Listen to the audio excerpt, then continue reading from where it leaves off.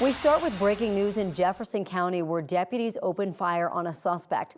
This started around 11:15 last night on Kipling near I-70. The sheriff's department says a deputy found a disabled car in the northbound lanes of Kipling and called for backup. The department tells us when that backup arrived, 2 deputies opened fire on the suspect. It's unclear why the situation escalated into a shooting. Deputies say that suspect was taken to the hospital where he was pronounced dead. A woman was in the car with him. Deputies are talking to her. No officers were hurt. We have a crew heading to the scene. We'll bring you more information as we get it. Well, good morning, everyone. Happy Friday, TGIF. We're taking a live look outside this morning, downtown Denver, on what's going to be a relatively warm day. I mean, it's already 44 degrees out there right now. It gives you some indication, but it's going to be a little bit breezy. Thanks for joining us. Corey, Jordan, Ed, and Erica with you. Even with that breeze, though, this is going to be the day that you're going to want to get outside because tomorrow, hold on to your hats, everybody. Exactly. It's the you ain't seen nothing yet category because I think we're gusting to 45 miles an hour. High wind warning down to the south has them gusting to 80 miles an hour near the Trinidad area. So yeah, there are going to be some gusty winds around here as this system, and it's a massive system, comes our way. 44 degrees is what we're seeing right now. So yes, we are a mile Kremling at 3 degrees, but that's above zero, 33 out there in Grand Junction. As we take a look, 65 degrees today, breezy and mild. Breezy because only about 20-mile-an-hour winds this afternoon, so not all that bad. Tomorrow, though, they could gust to 45 miles an hour with a high of 67 degrees. Even though it's mild, that wind's going to get in your way. Sunday, 54 degrees, chance of rain or snow showers as that system brushes by the state. 45 on Monday, we have a chance for snow showers. 46 on Tuesday with partly cloudy skies, and 50 on Wednesday with mostly cloudy skies. Ed, thank you. Right now we want to check in on that Friday morning drive at 5:02. A couple different views of Kipling this hour along I-70. We are moving along nicely because of those initial closures that have reopened along I-70 and Kipling. I had these pulled up in case CDOT would flip it around to kind of show us any of the exits. But again, things are open, moving, no major worries there. 225 and DTC Boulevard looking really quiet. Same thing goes for I-25 and Park Avenue. Let's take you over to our graphics. Feels like a Friday out here. We just have lots and lots of green on the maps.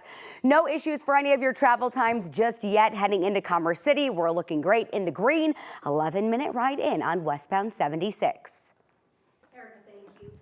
One of the paramedics convicted in Elijah McClain's death will return to court for his sentencing. Peter Kuchuniak could get probation or up to 16 years in prison.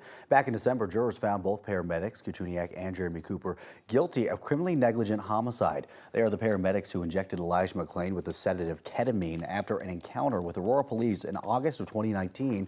McClain was doing nothing wrong when somebody called him into 911. Kuchuniak was the supervisor who approved the use of the drug. He was also found guilty of second-degree assault for giving the drugs without consent. After the paramedics injected McClain with ketamine, he went unconscious and then died a few days later in the hospital. Aurora Fire fired them both after the convictions. Kuchuniak's sentencing hearing is set to start at 1:30 in Adams County. The other paramedic, Jeremy Cooper, could also get probation or as much as 6 years in prison. He will be sentenced in April. Right now, a neighborhood in Commerce City is on high alert after somebody opened fire down a street. Police say several people living on Cremeria Street, just west of Highway 2, heard a series of gunshots Wednesday night. One of those homeowners told officers a bullet came through her wall into the room she and her daughter were sitting in. Officers also found at least 2 cars that had been shot, one with a few shattered windows, the other with a bullet hole in the bumper. Anybody with surveillance video that may have captured the shooting or any suspicious cars or people beforehand should call police. This morning, a person is recovering after a house fire in Arvada last night. This happened on 60th and Nelson in Arvada, a few blocks north of Stanger Sports Complex. The person hurt in that fire did go to the hospital. Right now, it's unclear how badly they are hurt. The cause of the fire is under investigation. Meanwhile, in Dacono, a fire broke out at a junkyard just off of I-25 and E-470.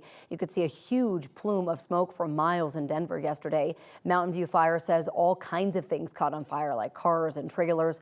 No one was hurt. Firefighters say that fire did not spread. The cause is under investigation. Colorado Democrats are giving up their proposal to make it harder to ban books in schools and libraries. The bill died quietly today in committee. The bill would have limited who can challenge content in school or public libraries and required unanimous approval from a school district committee before removing books.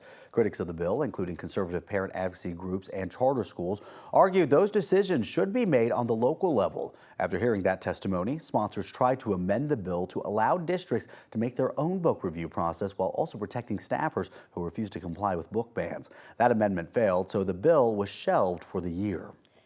Students in Colorado could have more access to free tampons and pads at school under a new bill before the legislature. Some school districts already provide free period products, but if passed, this bill would create a grant program to support other districts with students in 6th to 12th grade.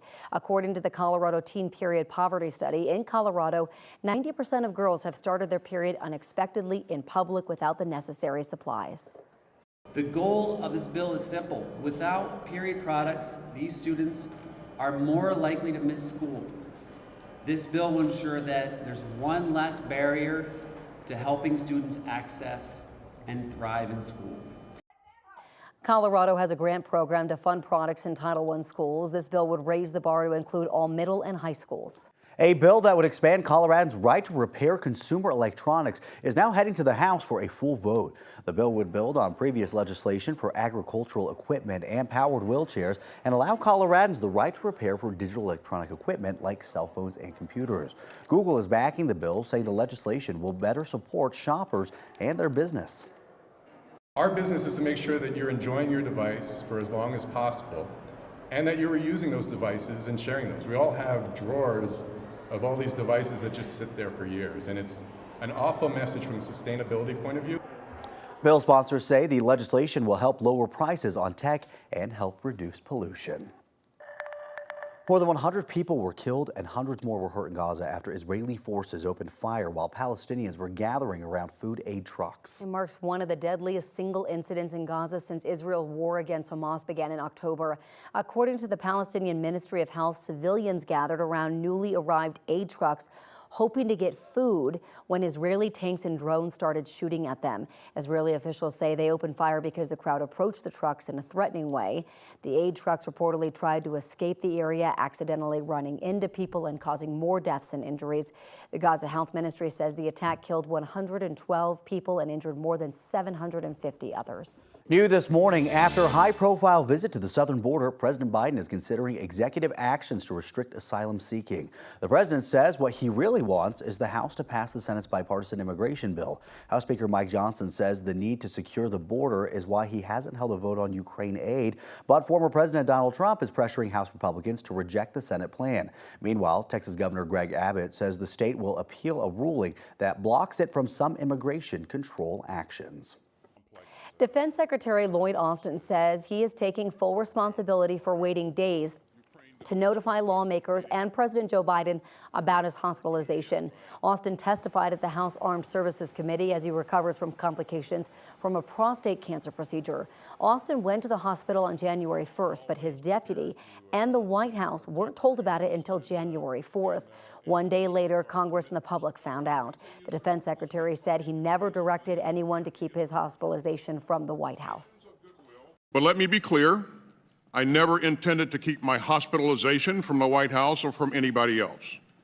That's why we immediately instituted changes to the way that the authorities can be temporarily transferred to my deputy and to the way that notifications get made. That's also why we conducted a 30-day review of the entire process. This week, a Pentagon review found there was no deliberate attempt to mislead, but did make a series of recommendations to improve processes. New this morning, the Biden administration announced it's delaying a key part of its signature climate plan until after the presidential election. The Environmental Protection Agency said it will move forward with finalizing standards to cut emissions from existing coal and new natural gas plants this spring, but the EPA said it will cut existing gas plants out of the proposed regulation and begin work immediately on a separate rule for existing gas plants.